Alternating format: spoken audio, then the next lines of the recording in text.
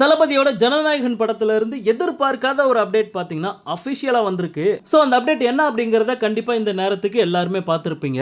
இருந்தாலும் இந்த அப்டேட் மூலமா தளபதி போட்டிருக்க ஒரு மாஸ்டர் பிளான் என்ன அப்படிங்கறத பத்தி இந்த வீடியோல டீடைலா பார்க்கலாம். ஜனநாயகன் படம் தளபதியோட கடைசி படம். ஹச் வினோத் டைரக்ட் பண்ணிட்டு இருக்காரு. சோ படத்தோட போஸ்டர்ஸ் அண்ட் டைட்டில் வச்சு பார்க்கும்போது இந்த படம் முழுக்க முழுக்க ஒரு அரசியல் படம் அப்படிங்கிறது நல்லாவே தெரியுது. இப்படிப்பட்ட சூழல்ல இந்த ஜனநாயகன் படத்தோட ஷூட்டிங் ஸ்டார்ட் பண்ணும்போது இந்த படத்தை 2025 அக்டோபர் மாசம் ரிலீஸ் பண்ணுவோம் அப்படிங்கிற மாதிரி சொல்லியிருந்தாங்க. ஆனா இப்போ படத்தோட ரிலீஸ் தேதியை மாத்திருக்காங்க. 2026 ஜனவரி 9ஆம் தேதி பொங்கல் செலிப்ரேஷனா இந்த படத்தை ரிலீஸ் பண்றதுக்கு முடிவு பண்ணிருக்காங்க. சோ அந்த ஒரு அப்டேட் தான் இன்னைக்கு அபிஷியலா கொடுத்திருக்காங்க. திடீர்னு படத்தோட ரிலீஸ் தேதியை மாத்தினதுக்கு என்ன காரணம் அப்படின்னு பார்த்தோம்னா 2026 ஏப்ரல் அல்லது மே மாசத்துல சட்டமன்ற தேர்தல் நடக்க போகுது. சோ தேர்தலை மனசுல வச்சு தளபதி இப்படி ஒரு முடிவு எடுத்திருக்காரு. தேர்தலுக்கு பக்கத்துல படம் ரிலீஸ் ஆகும்போது தளபதிக்கும் தமிழக வெற்றி கழகத்துக்கும் பயங்கரமான ஒரு பிளஸ் பாயிண்ட் அப்படின்னு தான் சொல்லணும். ஏன்னா படம் ரிலீஸ் ஆகி கிட்டத்தட்ட 2 மாசத்துக்கு அந்த படத்தோட தாக்கம் மக்கள் மத்தியில கண்டிப்பா இருக்கும். அதுவும் தளபதியோட கடைசி படம் அப்படிங்கிறதுனால மக்கள் மத்தியில பயங்கரமான எதிர்பார்ப்பு இருக்கு.